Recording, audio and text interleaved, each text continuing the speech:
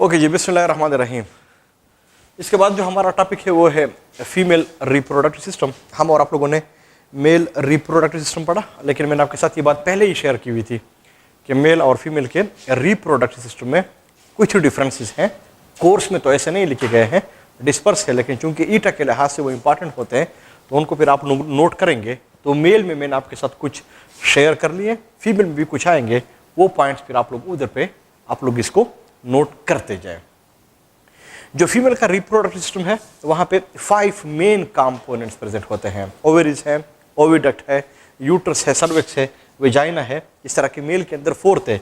लेकिन याद रख ले कि अगर आप लोग एक फ़र्क देख ले तो मेल में 4 पार्ट्स थे, यहाँ पे 5 है। नंबर 2, अगर आप लोग मेल में देख ले वहाँ पे 4 ग्लैंड्स भी थे, यहाँ पे किसी किस्म के ग्लैंड का जिक्र है नहीं। वहाँ पे डक्ट्स थे, यहाँ पे हम देखेंगे सिर्फ और सिर्फ एक ही डक्ट है। तो ये भी कुछ डिफरेंसेस है जो कि आप लोगों को पता होना चाहिए। इनके अलावा अगर आप लोग मेल के रिप्रोडक्टिव सिस्टम में देख ले तो हम और आप लोगों ने पूरा का पूरा जो एनर्जी थी, कंसंट्रेशन थी, उस पर मेट्रोजेनेसिस, बाकी बातें फिर आसान होती है। वो बुक के अंदर इन्होंने एक 2 लाइन में इसको मेंशन की हुई है, वो बातें आसान है। इस टॉपिक के अंदर भी हमारे और आप लोगों की जो मेन कंसंट्रेशन होगी, एनर्जी जिसके ऊपर हम और आप लोग लगाएंगे, वो ओवेरीज में oogenesis के ऊपर लगाएंगे। बाकी जो बातें होती हैं वो फिर आसान होती है। लेकिन याद रख ले, मेल के रिप्रोडक्टिव सिस्टम में स्पर्मेटोजेनेसिस था कॉम्प्लिकेटेड, लेकिन इससे कहीं ज़्यादा ये जो ओवेरीज के अंदर oogenesis होता है ये कॉम्प्लिकेटेड है। फिर जब हम और आप लोग इसको पढ़ेंगे, फिर मेल और फीमेल के रिप्रोडक्टिव सिस्टम के स्पर्मेटोजेनेसिस और oogenesis में कंपैरिजन करेंगे। फिर इसके ऊपर दोनों इकट्ठे किस तरह के क्वेश्चंस आते हैं वो भी फिर हम और आप लोग डिस्कस करेंगे। ये जो फीमेल्स होते हैं, शाबाश है, इनके अंदर जो oogenesis का फिनोमिनन होता है ये पैदाइश से पहले ही शुरू हो जाता है। लेकिन अगर आप लोग देख ले, मेल में जो स्पर्मेटोजेनेसिस का प्रोसेस है वो सिर्फ पैदाइश के बाद नहीं है, पैदाइश में भी मैच्योरिटी के बाद शुरू हो जाता है। बड़ा ज़बरदस्त डिफरेंस है। तब जाके मैं ओवेरीज को के अंदर जो oogenesis शुरू कर रहा हूं, आपके ज़हन में ये बात होनी चाहिए ये बिफोर बर्थ हो रही है। इसलिए मैं डिस्कस करता जाऊंगा। एक टाइम पे मैं ऐसे रेड सा लाइन लगा दूंगा। इसका मतलब कि उस रेड लाइन से पहले अगर कोई भी एमसीक्यू आप लोगों से पूछा गया तो वो बिफोर बर्थ होगा। जब तक मैं ना कहूं कि बच्ची की पैदाइश हो गई है या वो मैच्योरिटी स्टेज पे पहुंच गई है, तब अगर इस किस्म का कोई पॉइंट लफ्ज़ उधर पे हो तो फिर आप लोग वो रेड लाइन के नीचे वाले जो अल्फाज होंगे उसको फिर हम और आप लोग उस टाइम पे हम इसको इस्तेमाल करेंगे। ये बहुत टेक्निकल पॉइंट्स है, आपको इस चीज़ की समझ आनी चाहिए। होता क्या है? होता यह है कि ह्यूमन में जो प्रेगनेंसी है इसका जो ड्यूरेशन है वो 9 मंथ्स है।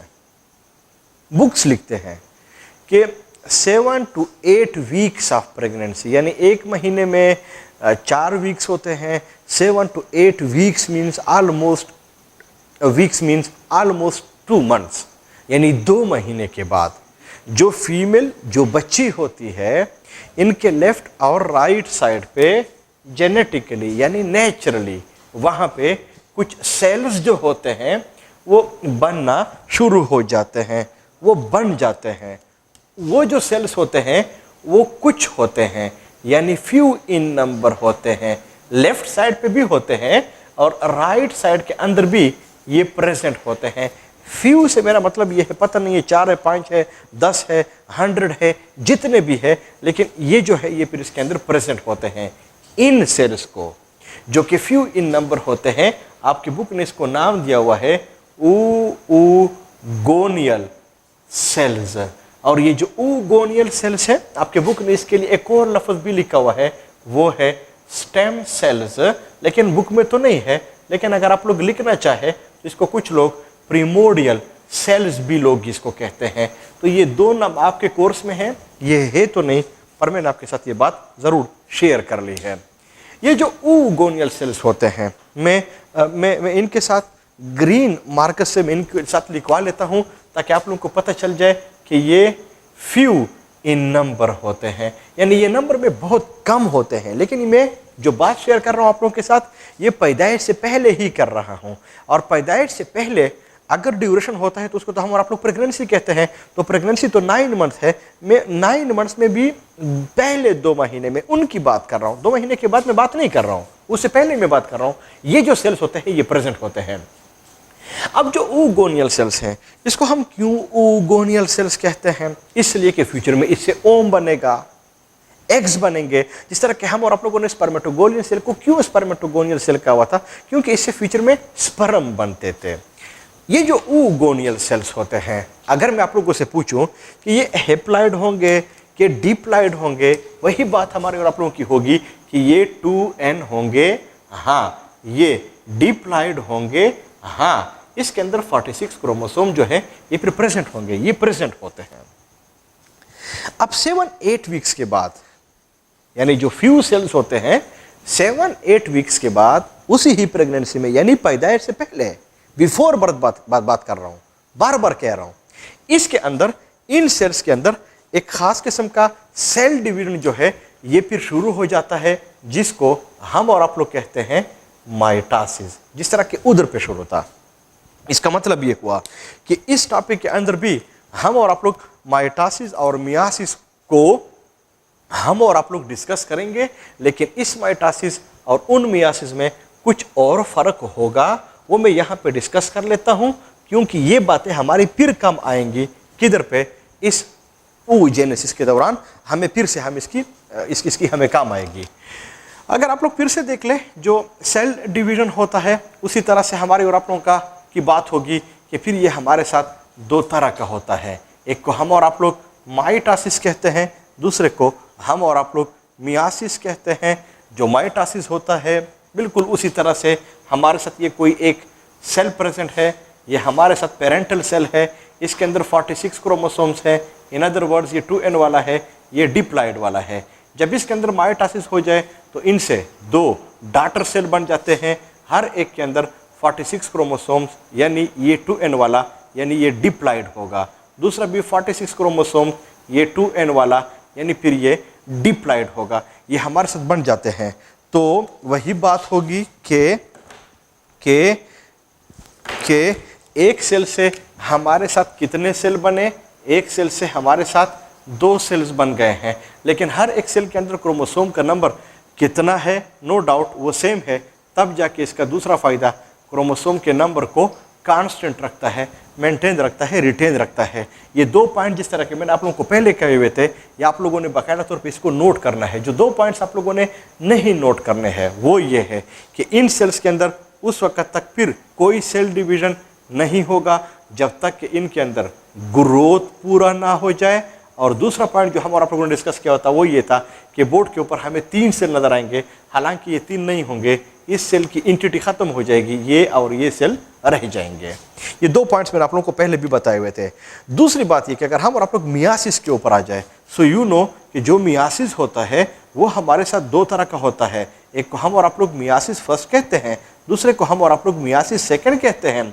मियासिस फर्स्ट को हम और आप लोगों ने रिडक्शन डिवीजन हम और आप लोगों ने इसको कहा हुआ था, जबकि जो मियासिस 2 है इसको हम और आप लोगों ने इक्वेशनल डिवीजन हम और आप लोगों ने इसको कहा हुआ था। जो मियासिस फर्स्ट होता है इनके अंदर 4 सब स्टेजेस होते हैं। 9th-10th में आप लोगों ने पढ़े होंगे, प्रोफेस, मेटाफेस, एनाफेस, टीलोफेस। इसी तरह से जो मियासिस 2 होता है इनके अंदर भी 4 स्टेजेस होते हैं, प्रोफेस, मेटाफेस, एनाफेस और टीलोफेस। इनमें फ़र्क के लिए इनके साथ सबके साथ हम 1 लिखते हैं, क्योंकि ये मियासिस फर्स्ट के ये स्टेप्स हैं। तो सबके साथ मैं ऐसे फर्स्ट लिखवा लेता हूँ, जबकि जो सेकंड है इन सब के साथ मैं प्रोफेस सेकंड, शाबाश से, फिर मेटाफेस सेकंड, फिर एनाफेस सेकंड और फिर टीलोफेस सेकंड। इनके साथ भी मैं इस किस्म के अल्फाज जो है ये फिर इस्तेमाल कर लेता हूँ, इनको मैं ये लगा लेता हूँ। अब होगा क्या कि अगर हम और आप लोग इस oogoneal सेल्स के ऊपर हम आ जाए, जो कि 2n है, डिप्लॉइड है, स्टेम सेल्स हम इसको कहते हैं, प्रिमोडियल सेल्स हम इसको कहते हैं, फ्यू इन नंबर है, इसमें कोई शक नहीं है, इसके अंदर माइटोसिस शुरू हो जाएगा। तो अगर इसके अंदर माइटोसिस शुरू हो जाए हर एक सेल के अंदर, अगर आप लोग देख ले oogoneal सेल के अंदर, तो फिर हर एक सेल से 2-2 सेल्स बनेंगे। ऐसे 2-2 सेल्स जो होते हैं ये फिर इनसे बनते हैं, और जब इस सेल के अंदर फिर ग्रोथ पूरी हो जाए, फिर होता है, तो ये माइटोसिस जो होता है ना, इनके अंदर हो जाता है, बहुत ज़्यादा हो जाता है। तो अगर हम और आप लोग यहाँ पे माइटोसिस के फायदे को देख ले, हर एक सेल से 2 सेल, फिर उसके अंदर ग्रोथ पूरी हो जाएगी, फिर 2 सेल, फिर 2 सेल, इस तरह से ये जाएगा। तो फिर इस माइटोसिस का फायदा क्या हो जाएगा? इसका फायदा ये होगा कि ये इस जो oogoneal सेल्स होते हैं, जो फ्यू इन नंबर होते हैं, इससे इसके नंबर को बढ़ा देता है। So from a few to many more, यानी मोर में इसको कन्वर्ट कर लेता है। सो ये जो सेल्स होते हैं, जिसको हम आप लोग oogoneal सेल्स कहते हैं, ये मोर इन नंबर बन जाता है। ये बहुत ज्यादा जो है, ये फिर सारा कुछ जो है ये फिर बन जाता है। अगर हम और आप लोग हर एक सेल के अंदर देख ले, वही बात होगी। जैसे फॉर एग्जांपल अगर मैं इस सेल को ले लूं, तो फिर इसके अंदर क्रोमोसोम कितने होंगे? वही 46, डिप्लॉयड होगा, 2n होगा, क्योंकि ये माइटोसिस है। लेकिन याद रख ले कि इसका जो नंबर है ना, वो फिर सारा कुछ बढ़ जाता है। जब इनका नंबर बढ़ जाता है, तो अगर आप लोग यहाँ पे देख ले, कहीं पूछा गया कि शाबाश है, जो oogenesis होता है, वहाँ पे माइटोसिस का फायदा क्या हुआ? माइटोसिस का फायदा ये हुआ कि इसने फ्यू oogoneal सेल को कन्वर्ट किया इनटू मेनी मोर में, यानी मेनी मोर में, बहुत ज्यादा में इन्होंने इनको कन्वर्ट किया, मेनी मोर में इसको कन्वर्ट किया। लेकिन अगर आप लोग उधर मेल्स में देख ले, तो वहां पे माइटोसिस का फायदा क्या था? वहां पे जो 2 डॉटर सेल्स थे वो हमारे साथ बन रहे थे, एक ए था और दूसरा वाला बी था। मेनी मोर में इनको कन्वर्ट कर लेते हैं। बुक्स लिखते हैं कि जो फ्यू इन नंबर होते हैं, जो फ्यू इन नंबर होते हैं, जो दोनों साइड पे लेफ्ट एंड राइट पे प्रेजेंट होते हैं, इन दोनों का जो नंबर होता है, इनमें ये तकरीबन 1 लाख, यानी मैं उर्दू में लिखवा लेता हूं ताकि आप लोगों को ये याद हो, और 50,000 यानी 50,000 तक इसका जो नंबर है, ये दोनों साइड पे बन जाता है। यानी तकरीबन 75,000 एक साइड पे और 75,000 दूसरे साइड पे, एवरेज इसका कुछ इस तरह से बन जाता है। अब ये जो oogoneal सेल्स होते हैं, शाबाश है, जो कि बहुत ज्यादा बन गए हैं, तकरीबन इतने बन गए हैं। हाँ, अब ये जो सेल्स हैं, इनके अंदर तो ग्रोथ तो पूरी नहीं हुई है, सेल डिवीजन तो हो गया, तो इनके अंदर अब ग्रोथ शुरू हो जाता है। यानी इन सेल्स के अंदर अब ग्रोथ शुरू हो जाता है। जब इन सेल्स के अंदर ग्रोथ पूरा हो जाए, तो फिर हम इसको oogoneal सेल्स, हम इसको नहीं कहते, इनको हम आमतौर पे फिर कहते हैं प्राइमरी oocyte, हम इसको कहते हैं। यानी प्राइमरी oocyte के सेल जो है, हम फिर इनको कहते हैं। तो अगर मैं पूछूं कि जो प्राइमरी oocytes होंगे, ये डिप्लॉयड होगा कि हेप्लॉयड होगा? वही oogoneal सेल है, सिर्फ इसके अंदर ग्रोथ पूरी हो गई है, तब जाके प्राइमरी oocytes बन गए हैं, तो वो सेल भी डिप्लॉयड, इसलिए ये सेल भी डिप्लॉयड, ये भी 2n वाले होंगे, इसमें भी 46 क्रोमोसोम्स जो है ये फिर प्रेजेंट होंगे।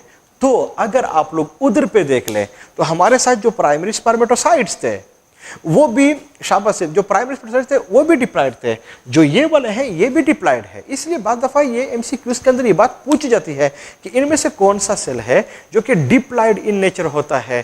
प्राइमरी स्पर्मेटोसाइट, प्राइमरी oocyte, शाबाश से, बोथ या नन, आप लोग को फिर पता होना चाहिए। लेकिन अगर आप लोग उधर स्पर्मेटोजेनेसिस में देख ले, तो जो प्राइमरी स्पर्मेटोसाइट्स बने हुए थे वो बी सेल से बने हुए थे, उसके अंदर ग्रोथ पूरी हुई थी। लेकिन अगर आप लोग यहाँ पे भी देख ले कि यहाँ पे जो प्राइमरी oocytes है, इनको बनने के लिए हमें माइटोसिस की भी जरूरत है और ग्रोथ की भी हमें जरूरत है, तब जाके ये सारा कुछ बन जाता है। मेरी बात आपके ज़हन में होनी चाहिए, ये सारा कुछ ऐसे हो जाता है।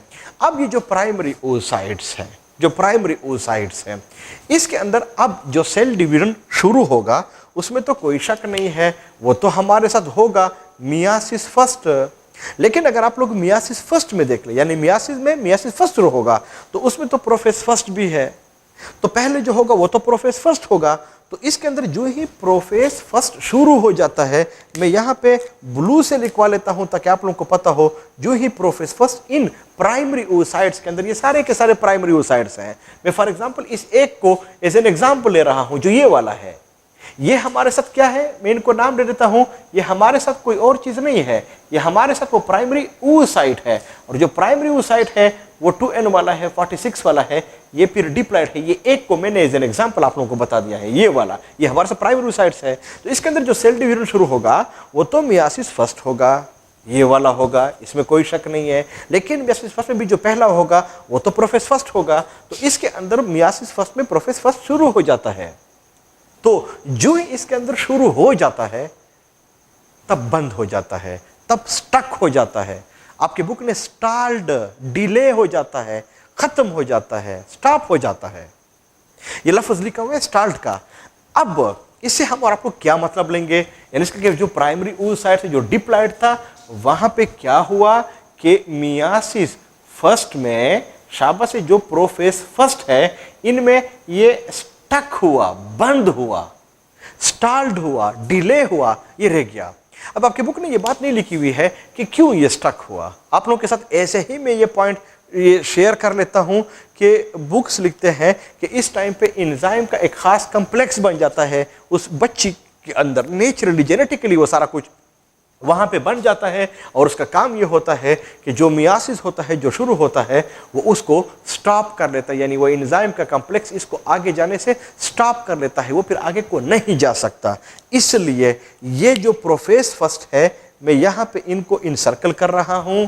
प्राइमरी oocyte इसमें स्टक हुआ, किसकी वजह से हुआ मैं यहाँ पे लिखवा लेता हूँ, एंजाइम के कम्प्लेक्स की वजह से ये स्टक हुआ। अब इस एंजाइम के अंदर हमारी इंटरेस्ट है नहीं कि इसकी कंपोजिशन जो है ये कैसे प्रेजेंट होती है, लेकिन अगर आपको याद न भी हो आप सिर्फ लिख सकते हैं कि प्रोफेस फर्स्ट में ये सारा कुछ जो है ये फिर स्टक हो जाता है। स्टक हुआ, पता नहीं कितने वक्त तक ये स्टक होगा, पता नहीं कितने वक्त तक ये बंद होगा, ऐसे ही डिले होगा, कुछ पता नहीं चलता। तो कुदरत क्या कर लेता है कि ये तो प्राइमरी oocytes हैं, इससे तो फ्यूचर में एग्स वगैरह बनेंगे, ताकि कहीं ये ख़राब ना हो जाए। तो जो कुदरत होता है हर एक प्राइमरी oocyte के ऊपर इस तरह सेल की एक लेयर को, सेल की एक कवरिंग को इसके ऊपर बना लेते हैं। ये जो मैंने इसके ऊपर इस तरह का लाइन ब्लू सा शो किया हुआ है, ये वो लाइन है, ये वो सेल्स की लाइनिंग है जो कि इसके ऊपर आ जाती है। इनको आपके बुक ने नाम दिया हुआ है फॉलिकल सेल्स, यानी ये जो सेल्स होते हैं ये फॉलिकल सेल्स होते हैं और ये इसके ऊपर आ जाते हैं। इसका एक काम ये भी होता है ताकि कहीं ये ख़राब ना हो जाए, इसको एक ख़ास किस्म की प्रोटेक्शन भी देते हैं। लेकिन इसकी जो फॉलिकल सेल्स हैं, अगर आप लोगों को याद हो, हम और आप लोगों ने केमिकल कोऑर्डिनेशन में फॉलिकल को बेसिक स्ट्रक्चरल यूनिट भी हम और आप लोगों ने इसको ग्लैंड का, उस केमिकल कोऑर्डिनेशन का हम और आप लोगों ने कहा हुआ था, और फॉलिकल को हम और आप लोगों ने देखा हुआ था कि ये आखिर में जिस चीज़ को सीक्रेट करता है उसको हम और आप लोग हार्मोन्स कहते हैं। इसका मतलब कि ये जो सेल्स हैं ये आखिर में हमारे साथ हार्मोन्स वगैरह भी सीक्रेट करेंगे। तो ये जो प्राइमरी oocytes है, ये मैंने एक को एज एन एग्जांपल ले रहा हूं, बाकी सारे के सारे आप लोग इनके ऊपर ये ऐसे सर्कल कर सकते हैं। ये प्राइमरी oocyte जो है ये फिर प्रेजेंट होते हैं और शाबा से इसके ऊपर फॉलिकल की जो सेल की जो लेयर है वो भी इसके ऊपर आ जाता है। तो जब इसके ऊपर फॉलिकल के सेल की लेयर है, अंदर को प्राइमरी oocytes है, ये दोनों के दोनों जिस चीज को बना लेते हैं, आपके बुक ने इसको नाम दिया हुआ है ovarian follicle. Why ovarian follicle?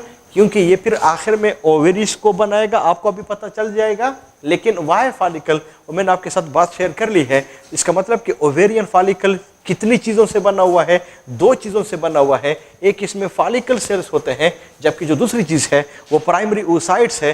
ये जो प्राइमरी oocytes होते हैं ये दरमियान में प्रेजेंट होते हैं, फॉलिकल सेल्स इसके ऊपर जो है ये प्रेजेंट होते हैं।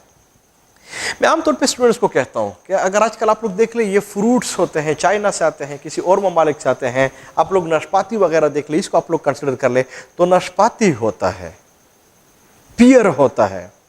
अगर आप लोग उस नाशपाती को कंसिडर कर ले कि ये हमारे साथ कोई प्राइमरी oocyte है, लेकिन जब ये उधर चाइना से इधर पाकिस्तान आता है तो आप लोगों ने ये बाजार में देखे होंगे, मार्केट में देखे होंगे, उस नाशपाती के ऊपर प्लास्टिक की कोई कवरिंग भी प्रेजेंट होती है।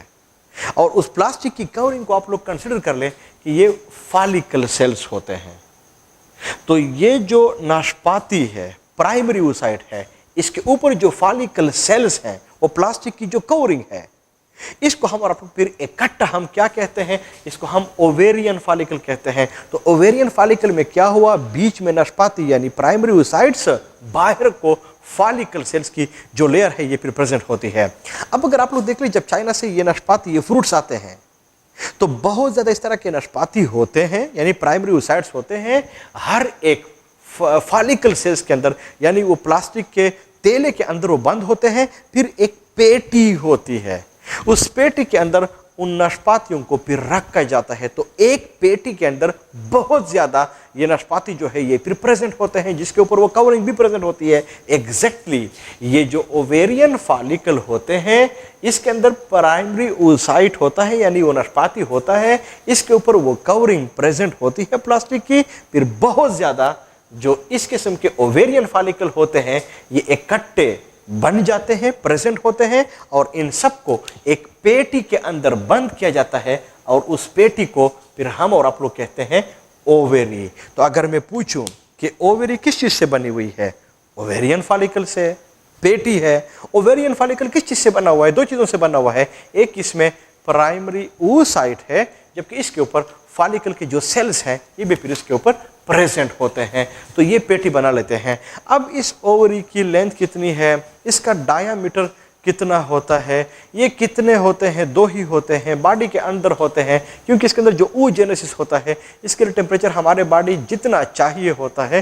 तो वो वैल्यूज जो है आपके बुक के अंदर इन्होंने दिए भी हुए हैं कि ये जो ओवेरीज होते हैं, शाबाश, जो ओवेरीज होते हैं ये 3 to 5 सेंटीमीटर ये लॉन्ग होते हैं, और 2 से लेकर 3 सेंटीमीटर तक तकरीबन इसकी विड्थ होती है। आमतौर पर इस तरह की फिक्स बातें मैं कहता भी हूँ, ईटा में आते नहीं है कि आप लोगों से इन वैल्यूज को पूछा जा सके, लेकिन फिर आप लोगों को पता होना चाहिए। तो ये इस तरह का ये सारा कुछ बन जाता है। अब पता नहीं कि कितने वक्त तक इन प्राइमरी oocytes के अंदर जो कि मियासिस फर्स्ट प्रोफेस फर्स्ट में है ये सारा कुछ स्टक होगा, लेकिन हर एक साइड पे ये ओवेरीज बन जाते हैं, और इन ओवेरीज के अंदर फिर होता क्या है, ओवेरियन फॉलिकल होते हैं। ओवेरियन फॉलिकल कितनी चीज़ों से बना हुआ है, इन दो चीज़ों से ये बना हुआ है, और ये फिर सारा कुछ इस तरह से पैक हो जाता है। अब होता क्या है, होता ये है कि जो फीमेल है, जो बच्ची है, उसकी पैदाइश हो जाती है। जब उसकी पैदाइश हो जाए, जब इसकी पैदाइश हो जाए तो अंडरस्टूड बात है, इसकी उम्र जो है 1 साल, 2 साल, फिर 5 साल, एक उम्र इसके ऊपर ऐसे आ जाता है जब वो मेच्योरिटी के स्टेज को, मेच्योरिटी के एज को गेन कर लेते हैं। तो फीमेल कब को मेच्योर होती है, 13-14 ईयर्स पे ये आमतौर पे मेच्योर हो जाती है। तो जो ही 13-14 ईयर्स पे ये मेच्योर होती है तो उधर पे होता क्या है, उधर पे होता ये है कि फॉर एग्जांपल जो फीमेल है उधर पे जो इसका हाइपोथैलेमस है, हाइपोथैलेमस से एक फैक्टर रिलीज हो जाता है जिसको हम और आप लोग GnRH कहते हैं। ये नॉर्मली फीमेल के बॉडी के अंदर रिलीज नहीं होता। ये कब को रिलीज होता है, जब इसके अंदर वो मेच्योरिटी का एज आ जाए। जो ही ये रिलीज हो जाता है उधर हाइपोथैलेमस से जो ये फैक्टर होता है, शाबाश है, वो तो पिट्यूटरी ग्लैंड के एंटीरियर लोब को आ जाएगा।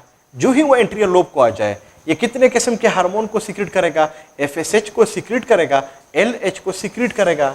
अगर आप लोगों को FSH के फंक्शन याद हो, मैंने बताए हुए थे कि फीमेल में इसके 2 मेन फंक्शंस हैं।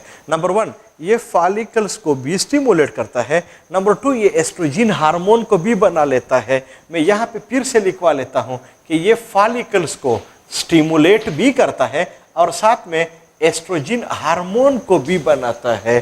तो अगर आप लोग देख ले, जो फीमेल्स होते हैं वहाँ पे ये जो फॉलिकल्स है वो हमारे साथ ओवेरियन फॉलिकल होते हैं। ये इन ओवेरियन फॉलिकल को स्टिमुलेट कर लेते हैं, तब जाके तो हम इसको FSH फॉलिकल स्टिमुलेटिंग हार्मोन, और वो फॉलिकल एक्चुअली क्या है, वो ओवेरियन फॉलिकल है, इसको स्टिमुलेट कर लेता है। स्टिमुलेट से हमारा मतलब क्या होता है, वो ये होता है कि जो मियासिस फस्ता, जो प्रोफेस फस्ता, जिसको एंजाइम के कॉम्प्लेक्स ने इसको स्टक किया हुआ था, स्टॉक किया हुआ था, स्टाल्ट किया हुआ था, बंद किया हुआ था, वो जो एंजाइम होता है FSH, ये इस एंजाइम के कॉम्प्लेक्स को इससे हटा देता है। जो ही इससे इसको हटा देता है तो अंडरस्टूड बात है, वो प्रोफेस फर्स्ट इस oocyte के अंदर, प्राइमरी oocytes के अंदर वो तो पूरा हो जाएगा, मेटाफेज 1 पूरा हो जाएगा, एनाफेज 1 पूरा हो जाएगा, और टीलोफेज 1 पूरा हो जाएगा। जब ये पूरा हो जाए तो मियासिस फर्स्ट पूरा हुआ। जब पूरा हो जाए तो फिर इस एक सेल से इसके अंदर 2 सेल्स जो है ये फिर बन जाते हैं। अंडरस्टूड बात है, इसके अंदर 2 सेल बनेंगे। जो 2 सेल्स बनते हैं, ये नेचुरली ऐसे होता है कि इनमें जब दो सेल जब भी बनते हैं उनमें जो डिवीजन होती है वो इक्वल डिवीजन होती है, माइटोसिस हो या मियासिस हो। लेकिन यहाँ पे जो डिवीजन होती है वो अनइक्वल होता है। एक के अंदर थोड़ा ज्यादा साइटोप्लाज्म आ जाता है, दूसरे के अंदर थोड़ा कम आ जाता है। जिसके अंदर ज्यादा साइटोप्लाज्म आ जाता है ये वाला, इसको हम फिर कहते हैं सेकेंडरी oocyte। जबकि जिसके अंदर कम साइटोप्लाज्म आ जाता है इसको हम फिर कहते हैं फर्स्ट पोलर बॉडी, हम इसको कहते हैं। लेकिन ये मियासिस फर्स्ट हुआ, ये रिडक्शन डिवीजन है। तो जो सेकेंडरी oocyte है इनमें ये क्रोमोसोम का नंबर प्राइमरी से हाफ हो जाएगा और ये कितना हो जाएगा, n हो जाएगा। ये कितना हो जाएगा, ये 23 हो जाएगा। ये डिप्लॉइड नहीं होगा, ये फिर हमारे साथ हेप्लॉइड बन जाएगा। तब जाके अगर आप लोग देख ले कि प्राइमरी oocyte डिप्लॉइड होंगे जबकि जो सेकेंडरी oocytes होंगे ये फिर हमारे साथ हेप्लॉइड बन जाएंगे।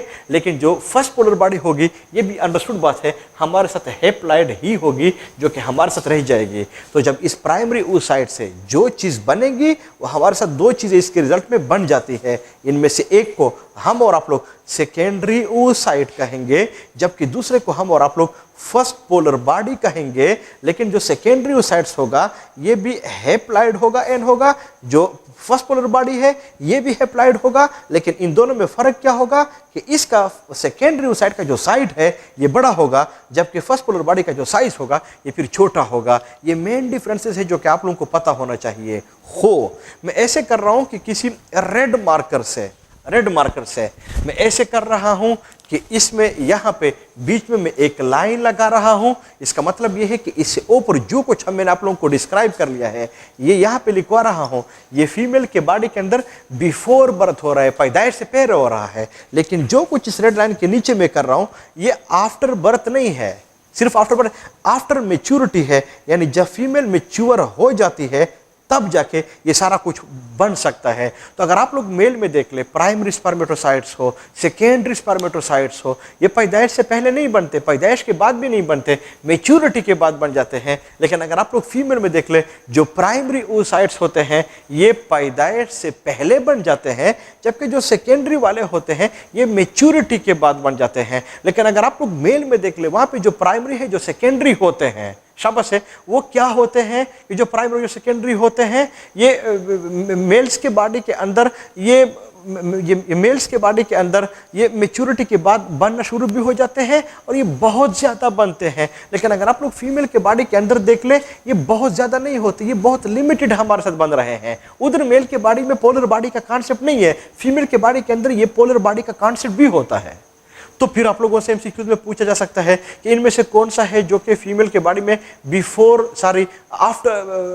बिफोर बर्थ इसके अंदर प्रेजेंट होते हैं। ये प्राइमरी oocytes है, सेकेंडरी oocyte है, फर्स्ट पोलर बॉडी होगी, ऑल ऑफ दीज या नन ऑफ दीज होगा। सो यू शुड नो कि ये प्राइमरी होते हैं। आफ्टर मैच्योरिटी किसके अंदर कौन कौन सी चीजें प्रेजेंट होती है, वो सेकेंडरी है और फर्स्ट पोलर बॉडी है। इनमें से कौन सा एप्लाइड है, कौन सा डिप्लॉइड है, इनमें से कौन सा किस सेल डिवीजन के रिजल्ट में बना हुआ है, ये सारी बातें आप लोगों को पता होना चाहिए। तो डायग्राम के अंदर अगर हम आप लोग आ जाए फिर ये सारा कुछ ऐसे हो जाता है। अब होता क्या है कि ये तो इसके अंदर पूरा हो गया है, ये लाइन तो पूरा हो गया है। अब इन स्केल के अंदर जो सेकेंडरी oocyte होता है और फर्स्ट पोलर बॉडी होते हैं, इसके अंदर फिर जो एज ए रूल जो सेल डिवीजन शुरू होगा वो तो कोई और नहीं होगा, वो तो होगा मियासिस 2। मियासिस 2 जब शुरू होगा तो इसमें पहले प्रोफेज 2 शुरू हो जाएगा दोनों के अंदर। जो ही वो पूरा हो जाए तो फिर तो इसके बाद मेटाफेज 2 होगा। जो ही मेटाफेज 2 शुरू हो जाता है इनके अंदर, उसी तरह से फिर इसके अंदर ये मेटाफेज 2 पे फिर ये स्टक हो जाते हैं, बंद हो जाते हैं। क्यों बंद होते हैं मैं इधर फिर लिखवा लेता हूं। वो फिर उस किस्म का कोई एंजाइम का कॉम्प्लेक्स बन जाता है, इसको फिर स्टक कर लेता है। इसका मतलब कि ये दोनों के दोनों जो सेकेंडरी oocytes हैं और जो फर्स्ट पोलर बॉडी है ये मियासिस 2 के मेटाफेज 2 स्टेज पे फिर स्टक हो गए हैं। जब ये स्टक हो जाते हैं तो इन दोनों के साथ यहां पे मैं लिखवा रहा हूं कि है मियासिस 2 लेकिन है मेटाफेज 2। इसी तरह से ये वाला भी है मियासिस 2 पर है मेटाफेज 2। इन दोनों में फिर ये स्टक हो गए हैं। जब ये स्टक हो जाते हैं तो उधर पे होता क्या है कि उधर पे तो FSH भी आता है, LH सारा कुछ आ जाता है, इसके अंदर वो आता है।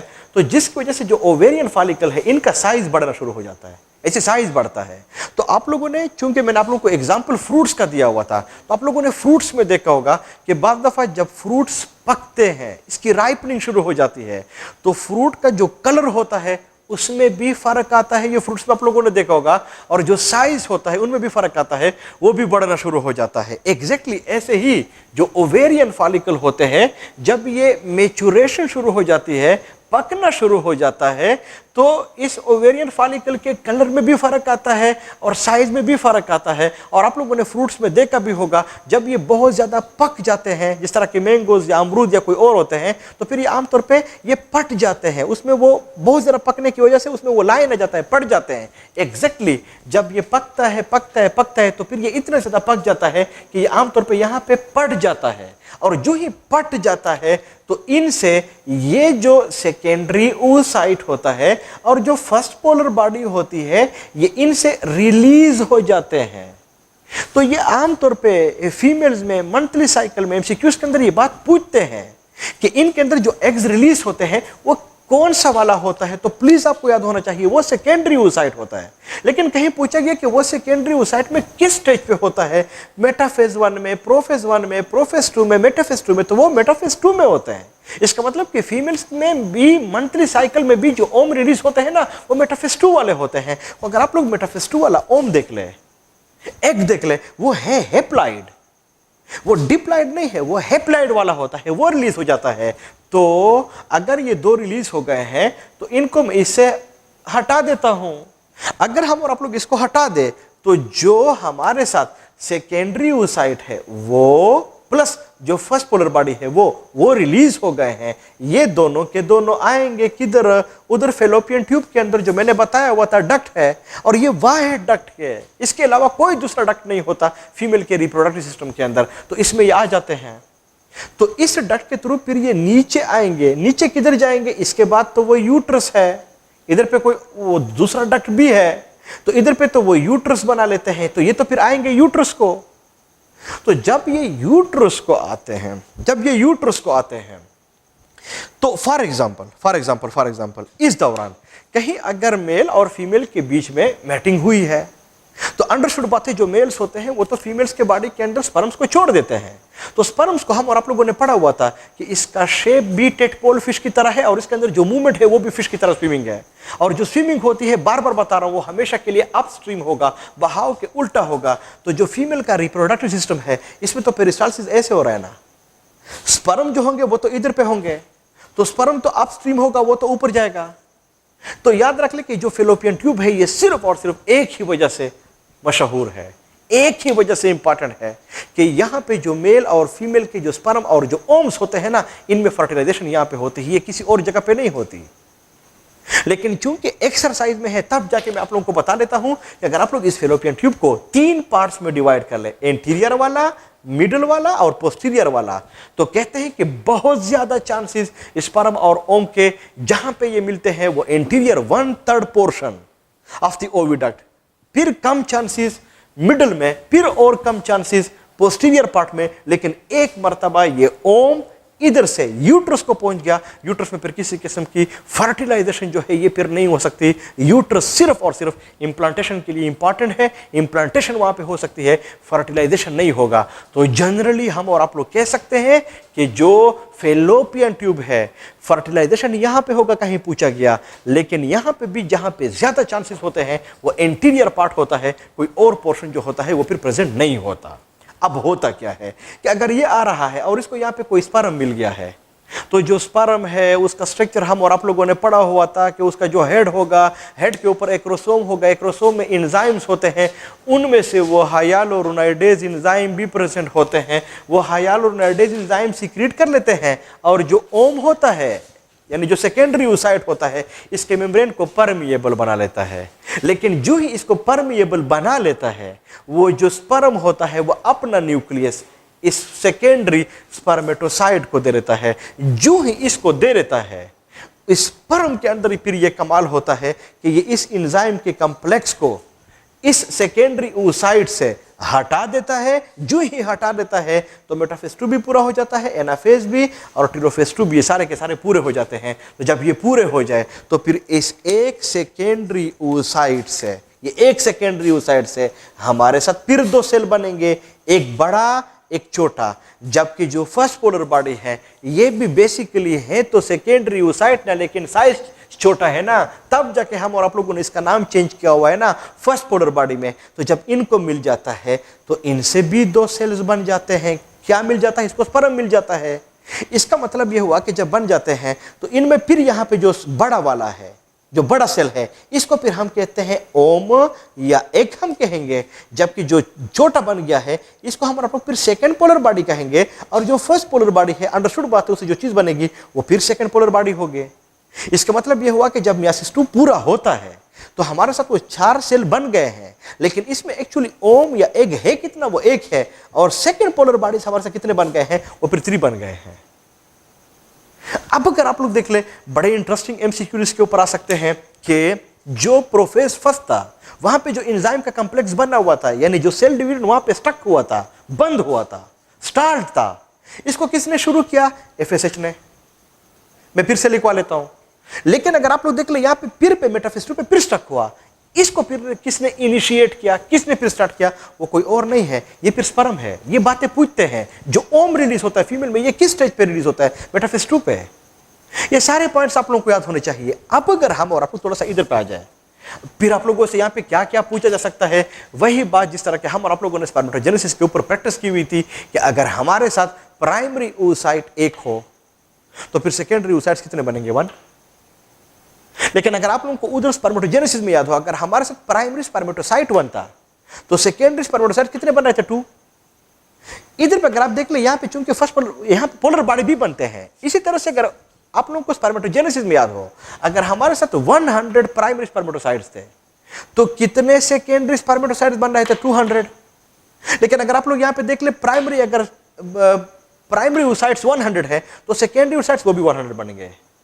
अगर आप लोग फिर उधर स्पर्मेटोजेनेसिस में जाएं तो उधर पे अगर हमारे साथ 100 प्राइमरी स्पर्मेटोसाइट्स थे तो हमारे साथ स्पर्मेटिड कितने बन रहे थे? 400। लेकिन अगर यहां पे हमारे साथ 100 प्राइमरी oocytes हो तो फिर हमारे साथ कितने ओम या एग बनेंगे? वो भी फिर 100 बनेंगे। तो इनमें ये बेसिक डिफरेंसेस है जो कि आप लोगों को पता होना चाहिए। कौन सा पैदाइश से पहले, कौन सा पैदाइश के बाद है, ये सारे पॉइंट्स आपके ज़हन में होने चाहिए। जब ये एग ओम फर्टिलाइज हो जाए तो इस फर्टिलाइज ओम को हम फिर कहते हैं जाइगोट, यानी इस फर्टिलाइज ओम को हम और आप लोग क्या कहेंगे? जाइगोट। और जो जाइगोट होगा वो फिर इम्प्लांट हो जाएगा किधर? यूट्रस में। और इस यूट्रस की में इस ओम को, जाइगोट को इम्प्लांट करने के लिए कौन सी चीज वो रिस्पॉन्सिबल होती है? वो कोई और नहीं होता, वो कोई और नहीं होता। वो जो चीज इसके लिए रिस्पॉन्सिबल होती है उसको हम और आप लोग कहते हैं ये प्रोजेस्टेरोन हार्मोन है। प्रोजेस्टेरोन हार्मोन है जो इसको फिर इसके अंदर इम्प्लांट कर लेगा। जब ये इम्प्लांट कर लेगा तो अंडरस्टूड बाय 9 मंथ्स फिर वहां पे गुजारेगा। और जब 9 मंथ्स वहां पे गुजार दे, प्रेगनेंसी का टाइम गुजर जाए, तो फिर कोई बच्चा पैदा हो जाता है। अंडरस्टूड बात है। वो बच्चा फिर बढ़ के असद सा भी बन सकता है, समद भी बन सकता है, कोई और भी बन सकता है। तो ये सारा का सारा वो प्रोसेस होता है जो कि फिर ये मुकम्मल हो सकता है। नेक्स्ट वो ये है कि ये कुछ पॉइंट्स इसके अंदर हो गए हैं, सारा कुछ मैंने आप लोगों को बता दिया है। जो कुछ पीछे रह गया, कौन सी चीज रह गई है? वो तो वो ओवेरियन फॉलिकल से वो फॉलिकल सेल्स रह गए हैं। ये जो फॉलिकल सेल्स होते हैं, शाबाश, ओवेरियन फॉलिकल, ये फिर कन्वर्ट हो जाता है इनटू अनदर स्ट्रक्चर। और उस स्ट्रक्चर को हम फिर कहते हैं कार्पस ल्यूटियम। आपके बुक ने लिखा हुआ है ये फिर किसी प्रोजेस्टेरोन हार्मोन को सीक्रेट करेगा, जो मैंने आप लोगों को बता दिया है। तो फिर वो हार्मोन सीक्रेट करता है और इसका साइज छोटा होता जाता है और आखिर में इसकी डेथ एट्रीजिया हो जाती है, ये फिर ख़त्म हो जाता है। तो जो फीमेल्स होते हैं इनके अंदर ये जो oogenesis होता है, इसके ऊपर जो टेक्निकल एमसीक्यूज आते हैं वो मैंने आपके साथ शेयर कर लिया। आप लोग इसको जरूर, आप लोगों ने इसको देखना है। अगर हम और आप लोग फीमेल के रिप्रोडक्टिव सिस्टम के अंदर देख ले तो किसी भी जगह पे आप लोग मसला क्रिएट कर ले, वो इनफर्टिलिटी वगैरह को प्रोड्यूस कर सकते हैं। लेकिन 2 फिर इंपॉर्टेंट होंगे। नंबर वन इनमें से जो एक होगा उसका हम और आप लोग एंडोमेट्रियोसिस, हम और आप लोग इसको कहते हैं। एंडोमेट्रियोसिस क्या होता है? जो यूट्रस होता है, वहां पे 3 लेयर्स होते हैं। ईपीमीट्रियम है, मायोमीट्रियम है, एंडोमेट्रियम है, ये जो एंडोमेट्रियम होता है वहां पे ये इम्प्लांटेशन होता है। तो बाद दफा बैक्टीरिया होते हैं यूट्रस के एंडोमेट्रियम के ऊपर इन्फेक्शन काज कर लेते हैं, जिसकी वजह से वो एंडोमेट्रियोसिस हम इसको कहते हैं। और अगर एंडोमेट्रियोसिस किसी फीमेल के अंदर हुआ तो फिर ये इनफर्टिलिटी को काज कर लेगा। हो याद रख ले, एंडोमेट्रियोसिस इनफर्टिलिटी काज करते हैं फीमेल में, मेल के अंदर नहीं होते। जो दूसरी चीज है इसको हम आप लोग यूटेराइन फाइब्राइड्स कहते हैं।